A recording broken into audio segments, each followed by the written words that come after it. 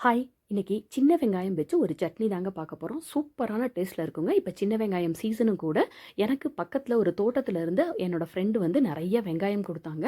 அதுல ஒரு 1/2 கிலோ சின்ன வெங்காயம், அதுக்கு ஒரு 6 பூண்டு பல்லு, 2 டேபிள் ஸ்பூன் வரமிளகாய், ஒரு 5 வரமிளகாயும் எடுத்துக்கணும்.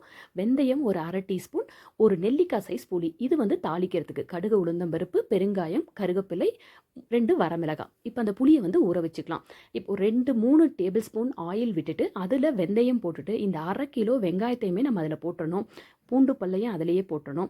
இது வதங்குறதுக்கு கொஞ்சம் உப்பும் போட்டு, நம்ம அந்த வரமிளகாய் எடுத்து வச்சிருக்கிற 5 வரமிளகாயும் இதில போட்டுக்கலாம். இது வந்து உங்களுக்கு காரத்துக்கு ஏத்த மாரி தான். பட் இது 1/2 கிலோ வெங்காயம் இருக்கு. நல்லா இந்த வெங்காயத்த வந்து இந்த கலர் மாறுற அளவுக்கு நம்ம அதில வதக்கிக்கணும்.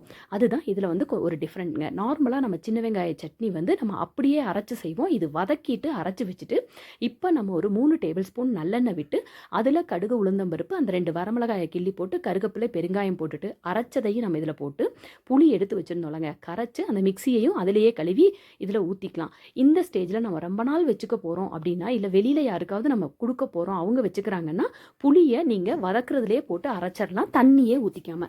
இப்போ இதில வந்து நம்ம எடுத்து வச்சிருந்த அந்த 2 ஸ்பூன் மிளகாத்தூளையும் சேர்த்துட்டு, அது கூட நான் ஒரு 1/2 டீஸ்பூன் வந்து நாட்டு சர்க்கரை சேர்த்துக்கிறேன். இந்த ஸ்டேஜ்ல நீங்க உப்பெல்லாம் பார்த்துட்டு, இத மூடி தாங்க கண்டிப்பா நம்ம கிளறிட்டே இருக்கணும். இல்லைன்னா இது வந்து ஃபுல்லா தெரிச்சிரும்.